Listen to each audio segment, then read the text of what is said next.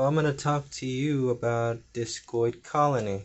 Alright, so here is something. You don't want your dog food getting all over the place over here and turning into powder. You don't want that. Don't do that. Alright? Make sure it's 100% stable. Make sure it doesn't get anywhere else. Make sure. Alright? Make sure. Because I've had I've had a big problem, and now I have learned, alright? Make sure that it's not all over the place.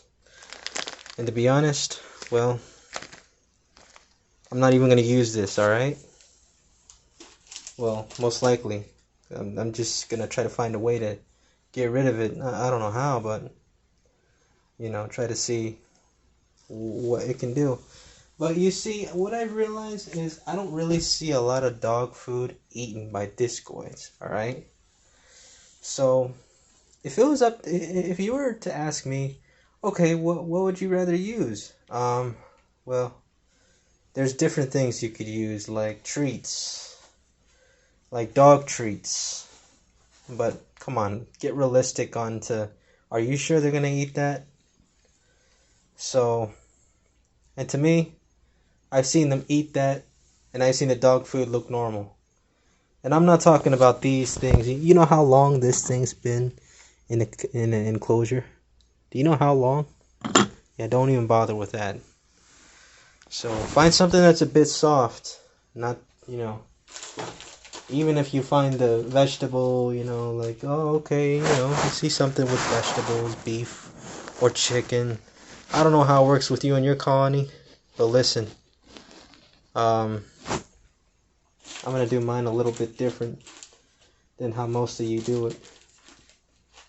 I don't know what kind of dog food you put in, but I've put in some dog food. I didn't see that much improvement. Now pellets, like just plain old pellets, I think I saw some get near that. I'd probably use pellets, a bit of it. But make sure it doesn't get all over the place over here, okay? Make 100% sure it's not all over the place. Make sure. A little bit of some substrate. Some will want to be hiding in that, right? Now, let's talk about water gels. Alright, so you have it all prepared and you have your water gels. If you start to see some things moving around in there that look like worms, then dump it out and put back in. Dump some back in some new water gels. And here's the part: you don't have to water the substrate. All right, you don't have to. I don't do it. And I have little discoids growing. So there's that. I'm trying a new experiment, and let's just say I'm gonna let you guys know if it all prospers very well. I'm gonna let you know, but I'm giving you a piece of what I've realized. There's people out there that'll tell you a lot of information. They'll say about roach chow, this and that. Pay $15, $20, or I don't know. Some people just sell it cheap, whatever. Hey, I'm doing my own thing. So, yeah. And crates like these right here, I would still use them. Still use them. Okay? Now, you see these caps. Now, I have something in there, but I'll discuss that probably in a couple months if it's the will for me to live that long. If it's the will of God for me to live that long, then I'll discuss that, right? Now, water gels, when they get really, really dry, put some water in it. Keep an eye on it.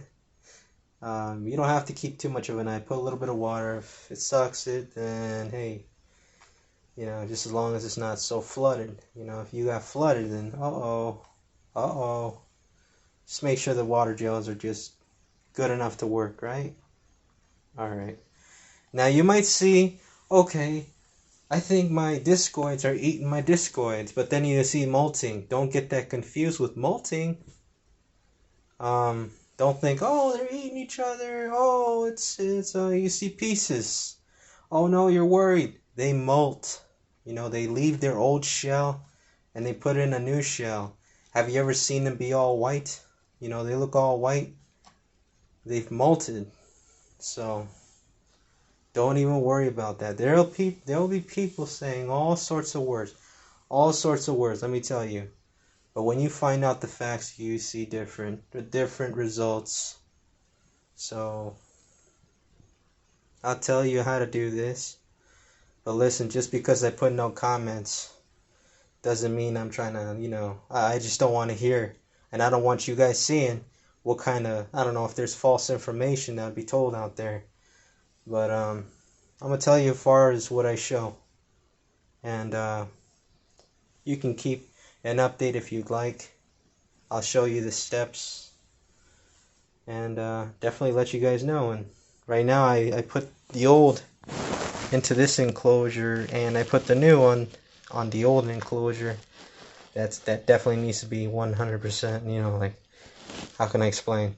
It's gonna need cleaning, it's gonna need food, and then after a while I'm planning on putting the young in here. So while the young are in here, I'll keep this, you know, very, very taken care of. I've seen you've seen videos before, right? I've seen videos, maybe you have seen videos, how people take care of their colonies. You see how big they get, right? And then you see the food they put in there and they're running and they go eat. Hungry, eating it, right? So, you know the question of what kind of dog food do they eat? I don't know, but try treats. But don't try some of this hard stuff that I just showed you. Because some of that soft stuff that you see over there, yeah, I've seen it eat. Like I haven't seen it eat, but it's been eaten, and it's not gonna look like that by itself. Come on. So these crates, right? See some have holes, some don't.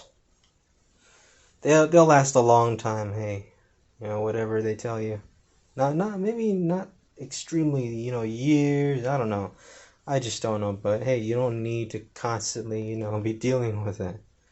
Now you want to make sure your colony is very nice and clean. You want to make sure your colony is going good, and you don't want pests going in there. And if you got that kind of situation, you're trying to figure out, oh no, what am I gonna do? You take this outside. You go outside.